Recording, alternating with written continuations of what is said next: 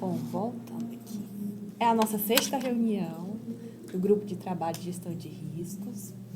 E na reunião de hoje, a gente já atualizou a portaria. Bom, aqui a gente está entrando na quarta etapa da metodologia de gerenciamento de risco. E vamos falar também da quinta. E na reunião de hoje a gente encerra sobre a implementação da gestão de riscos. Então, a reunião de hoje é a última e a gente vai passar as últimas abas também lá da planilha. Bom, na quarta etapa, que é responder aos riscos, nós vamos atribuir a resposta ao evento de risco e só que para atribuir essa resposta nós vamos utilizar ainda um pouco da terceira etapa, que é a fase de avaliação do nível do risco, considerando o nível do risco residual, já que as unidades já têm alguns controles implementados. E, voltando para a segunda etapa, depois de definida a resposta, com base na avaliação do nível do risco residual, define-se o plano de ação ou plano de contingência, se a resposta for mitigar. O que a IN vem trazendo lá? No artigo 16 da Instrução Normativa 01 de 2016 da CGU, ela vem trazendo que resposta a riscos é onde o órgão deve identificar qual é a estratégia a seguir, e aí pode ser evitar, mas evitar é descontinuar o processo. Na administração pública não se aplica, não, assim, porque a nossa finalidade é prestar serviço público, né? Geralmente se mitiga ou se transfere, né? E em relação aos riscos mapeados e avaliados, a escolha da estratégia dependerá do nível de exposição a riscos previamente estabelecido pela organização em confronto com a avaliação que se fez do risco. Por isso que, aqui voltando, a gente vai precisar aqui ainda um pouquinho da etapa 3, da avaliação do nível do risco, para poder conseguir atribuir uma resposta ao evento de risco. Tá?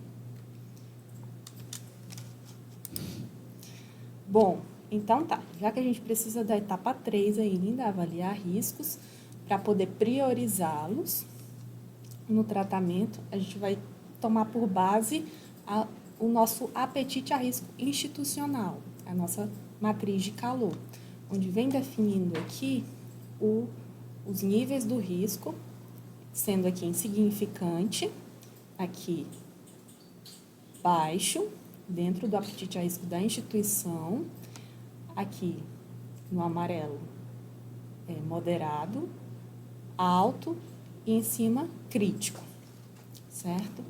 Então, aqui, a avaliação dos riscos tem por objetivo tomar decisões baseadas no que foi observado na análise do risco, ou seja, quando atribuiu-se a probabilidade lá para as causas e atribuiu-se a nota do impacto para as consequências, gerou o nível do risco inerente. Depois vocês identificaram os controles existentes e fizeram a autoavaliação desses controles, reduzindo a probabilidade de ocorrência das causas e reduzindo o impacto gerado pelas consequências do evento de risco, chegando no nível do risco residual, que é esse que a gente vai se basear para poder aplicar o apetite a risco da Unifesp. Tá, e com base em que a gente vai atribuir essa resposta? Lá no plano de gestão de riscos da universidade, a gente tem aqui a escala do nível de risco. Vocês vão ver aqui, ó, aquelas pontuações. Essas pontuações, elas estão aqui, na matriz de risco.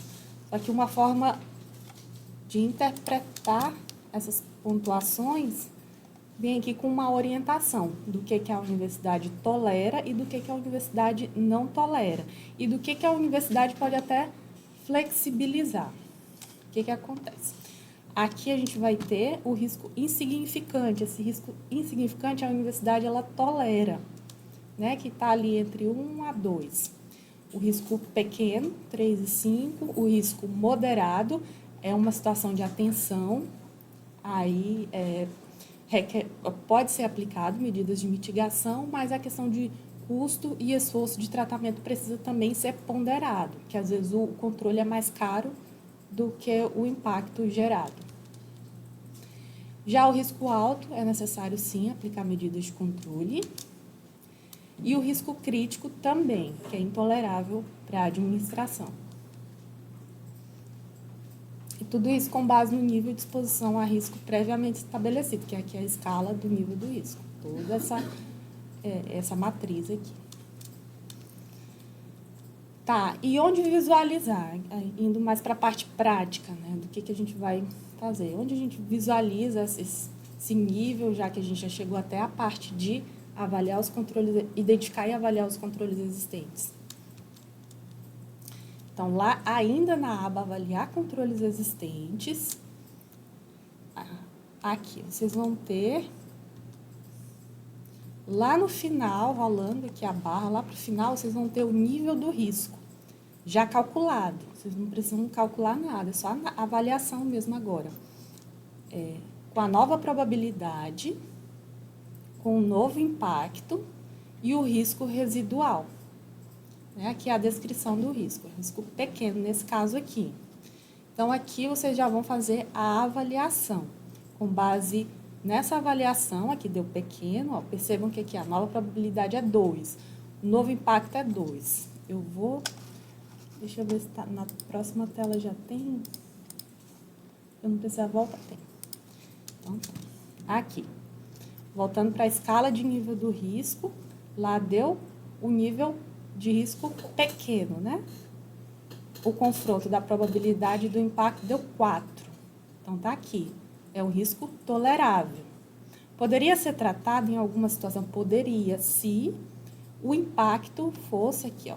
Se o impacto for grande ou catastrófico, 4 ou 5, planos de contingência são extremamente recomendáveis. Então, é recomendável tratar as consequências.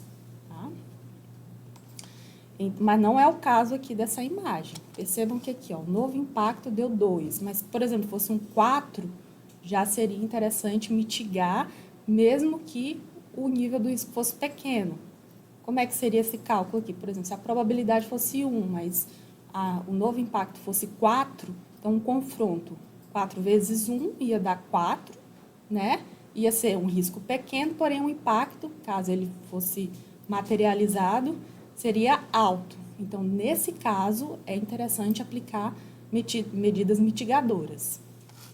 E responder aos riscos. Então, para cada risco identificado, será prevista uma resposta que pode ser evitar, aceitar, compartilhar ou reduzir. Aqui na Unifesp a gente utiliza a expressão mitigar. Vocês vão ver lá mitigar, mas reduzir, mitigar, mesma coisa. Conhecido o nível do risco residual, que é esse que a gente acabou de ver naquela tela fria, verifica-se qual estratégia a ser adotada para responder ao evento de risco. A escolha da estratégia dependerá do nível de exposição a risco previamente estabelecido, que é aquele lá daquela escala, em confronto com a avaliação, que já é em confronto com aquela avaliação feita lá na planilha, que se fez do risco. Em função do nível do risco residual, tem-se sugestão de medida correspondente a ser adotada, né? E aí, aqui só conceitualmente, mesmo nível do risco inerente é aquele que desconsidera os efeitos dos controles e o residual é aquele que sobra depois de considerar os controles existentes. Matriz de resposta a risco. A gente vem aqui com a matriz que está lá no plano de gestão de risco da Unifesp. Tem aqui evitar, promover ações que evitem e eliminem as causas, as consequências, levando a chance de ocorrência e o impacto do evento para zero. No contexto prático, seria extinguir a atividade e processo analisado em questão. E aqui, ó, percebam que tem um asterisco. Não é muito comum que órgãos públicos utilizem a estratégia de evitar o risco em determinadas situações, uma vez que o mais importante não é o resultado financeiro, relação custo-benefício, mas sim prestar serviço à coletividade. Em geral, tem se adotado mais a mitigar ou então transferir o risco. E onde informar essa resposta lá na prática, lá na hora. vai ter a aba Plano de Ação. Dentro da aba Plano de Ação tem uma coluna chamada Nível do Risco. Nessa coluna, vocês vão informar ou evitar, mitigar, compartilhar ou aceitar. Isso com base lá naquela escala, lembra? A escala que vem falando o que é tolerável e o que não é tolerável pela administração. E o que pode ser ponderado, se for, por exemplo, o nível médio. Bom, se um risco for pequeno, é um risco tolerável, em regra. Indica que o risco residual já está dentro da tolerância a risco, mas deve ser monitorado. E caso seja possível e não haja custos ou estes sejam insignificantes, podem ser estabelecidas atividades de controle mitigadoras. Agora que é a observação. Se o impacto for grande ou catastrófico, planos de contingência são extremamente recomendáveis.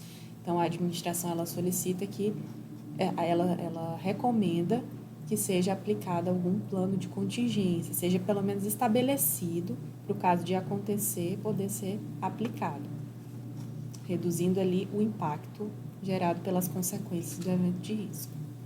Bom, então agora a gente vai falar de plano de ação e plano de contingência. O que a IN vem trazendo sobre esse assunto? Ela diz que os órgãos e entidades do Poder Executivo deverão implementar, manter, monitorar e revisar os controles internos da gestão, tendo por base a base dos controles, identificação, a avaliação e o gerenciamento de riscos, que possam impactar a consecução dos objetivos estabelecidos pelo poder público. Aí, os controles são operados por todos os agentes públicos responsáveis pela condução de atividades e tarefas no âmbito dos macroprocessos finalísticos e de apoio dos órgãos e entidades do Executivo Federal. A definição e a operacionalização dos controles internos devem levar em conta os riscos que se pretende mitigar, tendo em vista os objetivos das organizações públicas. E aí a gente tem aqui a probabilidade, que pode ser mitigada por meio de um plano de ação, atuando de forma preventiva lá nas causas, e o plano de contingência, atuando de forma contingente, mitigando os impactos gerados pelas consequências do evento de risco. E o foco é sempre o atingimento dos objetivos. O plano de ação, como eu falei, é um controle preventivo e o plano de contingência atua nas consequências. É um conjunto de atividades de controle que são as políticas, os procedimentos estabelecidos e executados para reduzir, aí lembra aquela resposta lá, mitigar o risco, né? Que a unidade tenha optado por responder a ele. Inclui uma gama de controles internos de gestão, preventivos e detectivos, bem como planos de contingência em resposta à possível materialização de eventos de risco. E a ferramenta que nós utilizamos para poder definir esse plano de ação ou plano de contingência é a 5W2H, prevista lá no plano, como forma de padronizar essas definições de planos.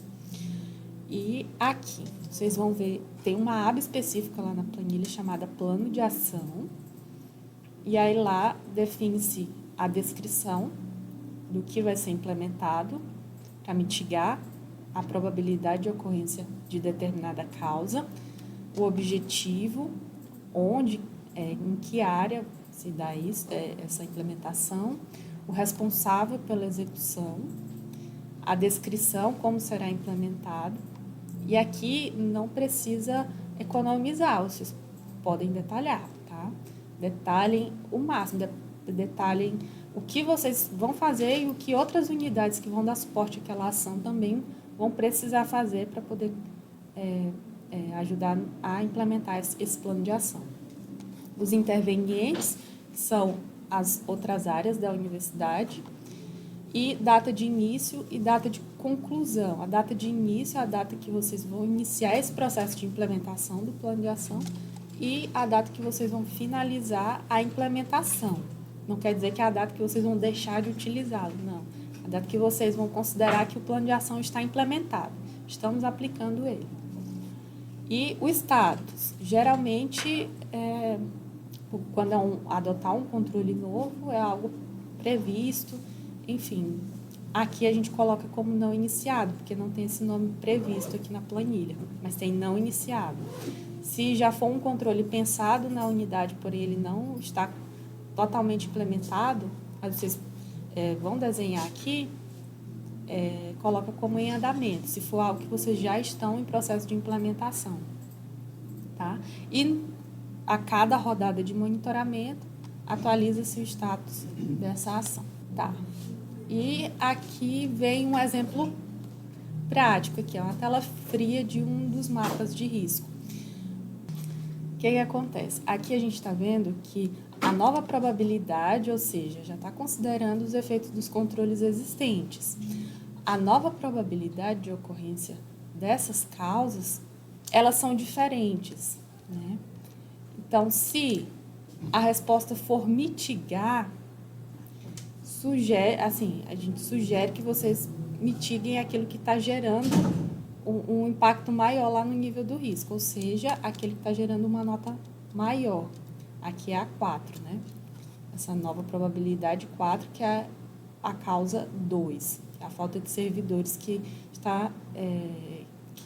é a causa maior, que tem a maior probabilidade de gerar o evento de risco. O evento de risco é a divulgação do material adicional executivo sobre as cotas raciais, né? Acho que é a não divulgação do material adicional educativo sobre as cotas raciais. E, então, nesse caso, atribui-se um plano de ação para essa causa para poder mitigar a probabilidade dela, que ela que está com um indicador maior, né, entre as demais. Então, passando agora para o plano de contingência. É a mesma sistemática.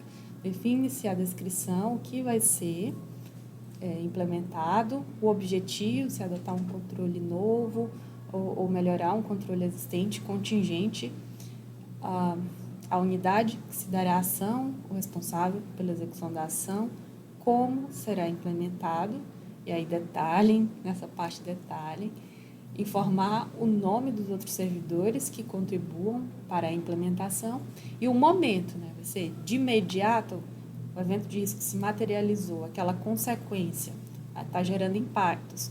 E aí, eu vou já aplicar de imediato, já colocar o tempo, né? Ou aguardar 5 dias para aplicar essa ação, né? Entendeu? Geralmente é de imediato. E a mesma lógica, né? Vocês têm várias consequências, porém o impacto gerado por elas são diferentes.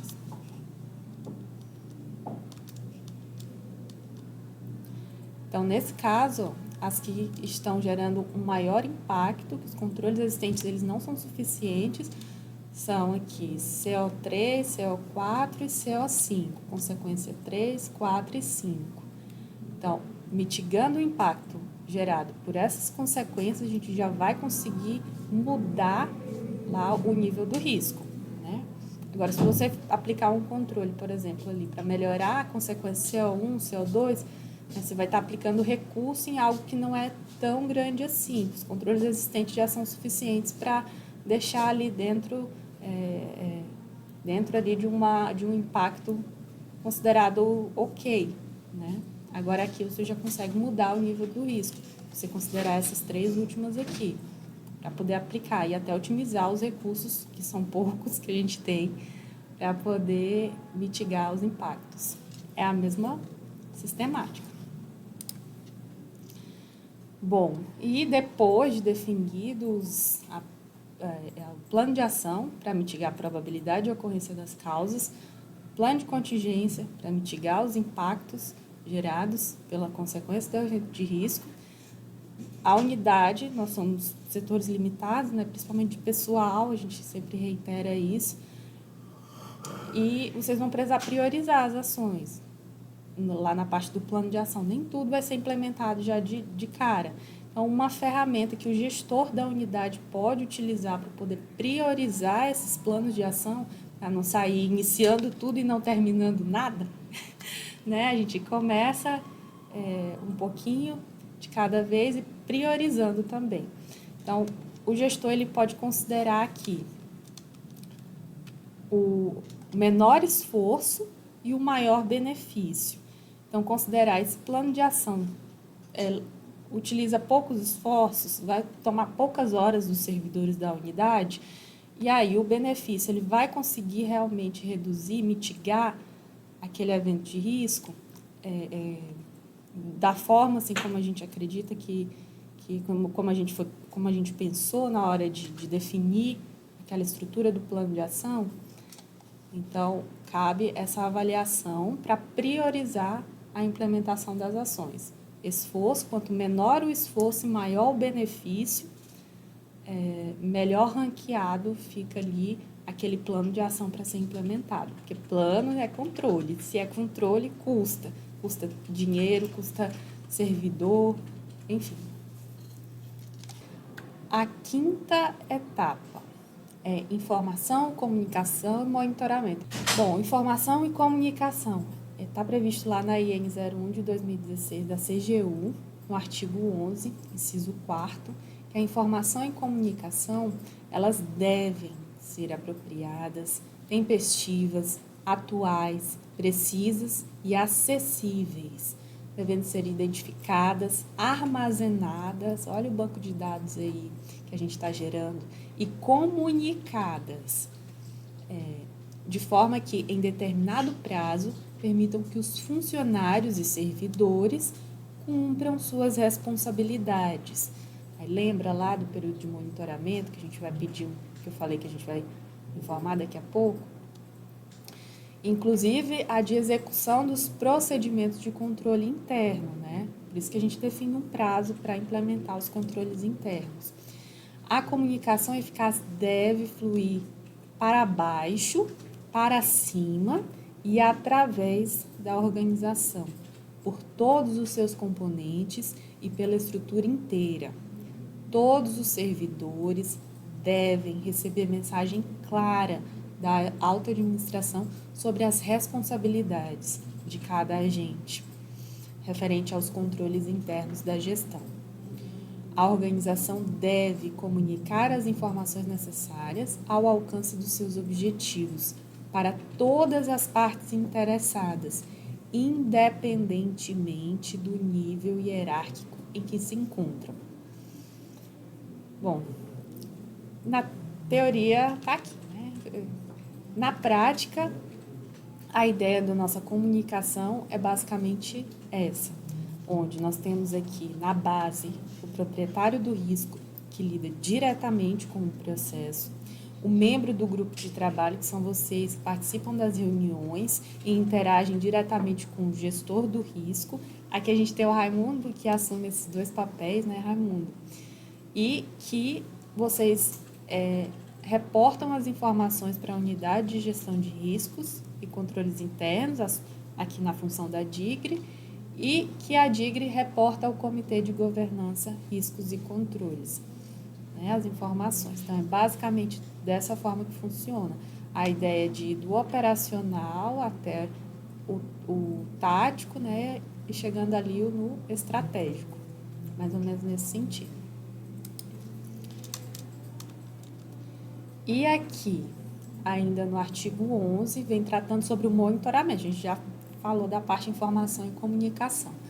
Monitoramento é obtido por meio de revisões específicas, vou falar mais adiante sobre o que é essa revisão específica, e o monitoramento contínuo, independente ou não, realizado sobre todos os demais componentes de controle interno, buscando aferir a eficácia, eficiência, efetividade, economicidade, excelência ou execução na implementação dos seus componentes e corrigir tempestivamente as deficiências dos controles internos. E o que seria esse monitoramento contínuo, essa revisão específica, né? Trazendo aqui, o monitoramento contínuo é realizado nas operações normais, essas operacionais de todos os setores, e de natureza contínua da organização. Inclui a administração e as atividades de supervisão e outras ações que os servidores executam ao cumprir suas responsabilidades. E que a gente tem, quando se refere a servidores que cumprem suas responsabilidades, os proprietários dos riscos, lá naquele fluxograma de comunicação, lá na base. E abrange cada um dos componentes da estrutura do controle interno, fortalecendo os controles internos da gestão contra ações irregulares, antiéticas, olha a integridade aí também, antieconômicas, ineficientes e ineficazes. Pode ser realizado pela própria administração, por intermédio de instâncias de conformidade, como comitês específicos, que atuam como segunda linha. Aqui a gente tem um comitê de governança, riscos e controles, atuando mais a nível estratégico na instituição, com o apoio da DIGRE. E as avaliações específicas, né? Elas podem ser feitas lá no âmbito do conselho universitário, a nível estratégico, mas ela pode ser delegada para o Comitê de Governança, Riscos e Controles, com apoio também da DIGRE.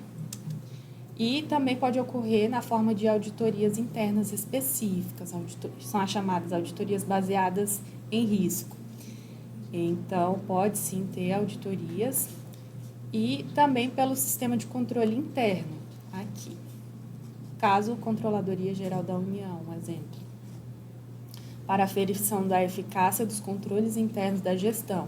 Então, a unidade ela faz a sua autoavaliação, mas a auditoria interna ela pode vir em uma auditoria baseada em riscos e checar se aqueles controles, de fato, eles têm aquele nível de eficácia informado. O que é bom para a administração, né? Parágrafo único. Os componentes de controles internos de gestão definem um enfoque recomendável para a estrutura dos controles internos no órgão e na entidade do setor público e fornecem bases para sua avaliação.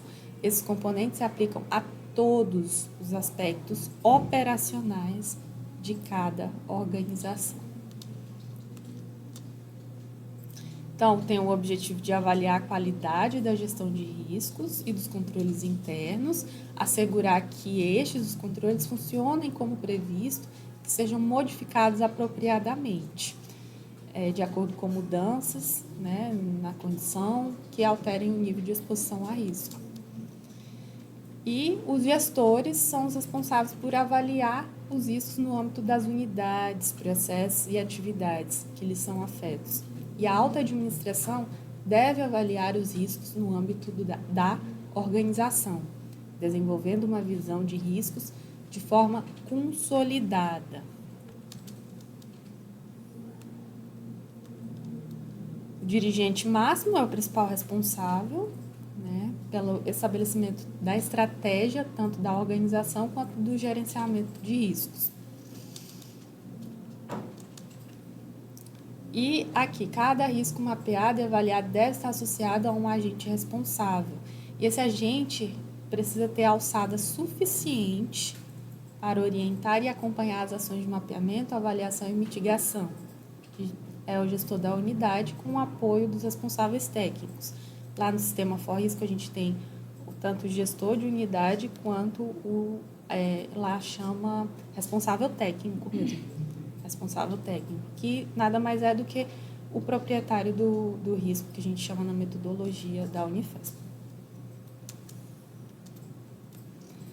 São responsabilidades do gestor do risco assegurar que o risco seja gerenciado de acordo com a política da organização, monitorar ao longo do tempo, de modo a garantir que as respostas adotadas resultem na manutenção do risco e garantir que as informações adotadas sobre risco estejam disponíveis em todos os níveis da organização.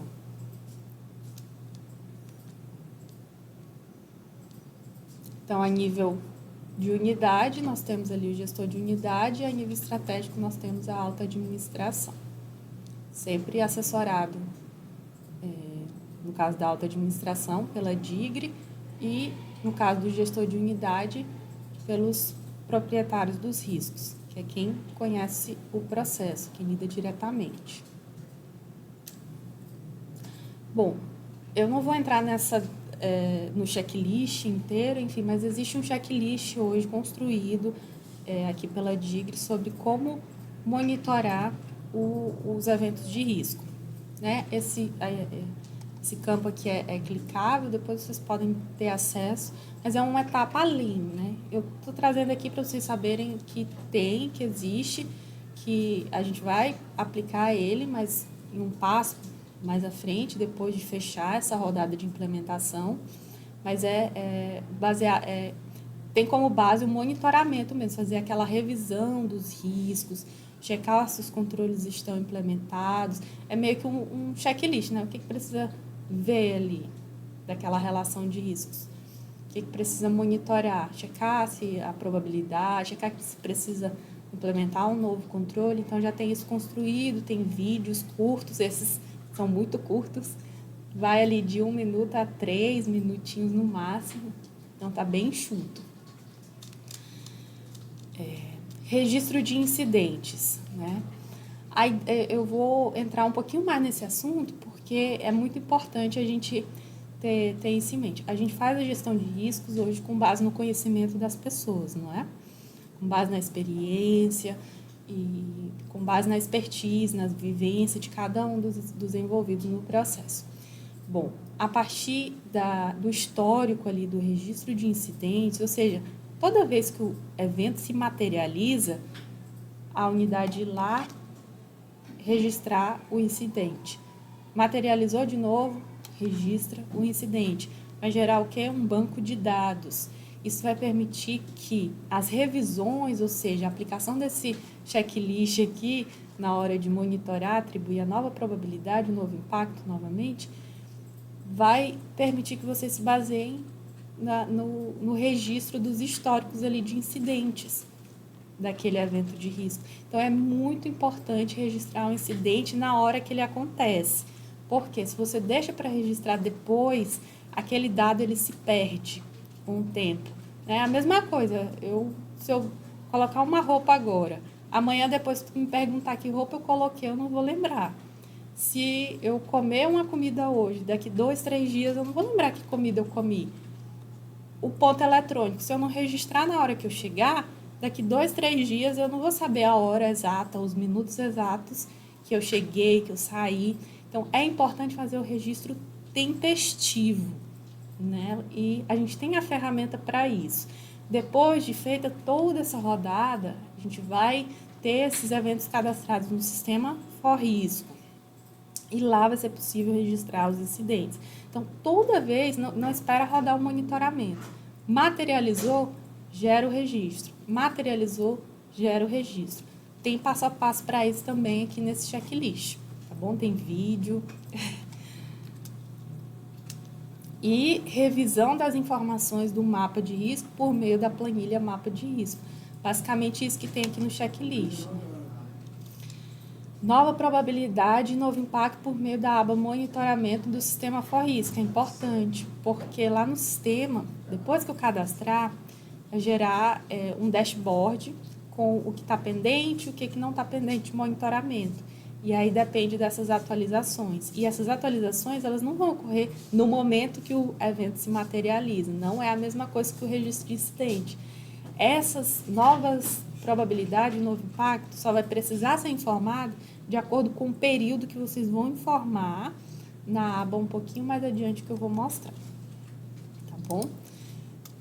E os relatórios tem também, na parte de monitoramento, a questão dos relatórios anuais de atividade das unidades, que vocês sempre informam lá, quais foram os incidentes que se materializaram, quais são os eventos que se materializaram, quantos processos eu apliquei a gestão disso na unidade, entendeu? Então, no relatório anual de atividade, vocês já vão colocar também como é que está o andamento da implementação da gestão de riscos na unidade.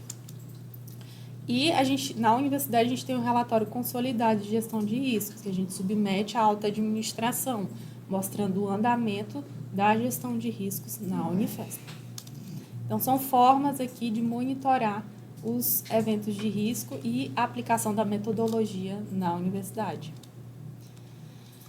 Bom, tá. Eu falei de um prazo, né, para poder monitorar, que aqui essa questão da revisão das informações e a nova probabilidade, o novo impacto por meio do monitoramento do sistema FORRISCO. Isso aqui vai ser de acordo com o prazo informado aqui, ó. Na planilha de vocês vai ter uma aba chamada monitoramento aqui. Nessa aba é basicamente clicar nessa coluna aqui para cada evento de risco definir um período. Esse período aqui vai lá para o sistema FORRISCO. E aí no dashboard vai ficar ou está dentro do prazo de monitoramento, ou está próximo a vencer, ou está atrasado o monitoramento.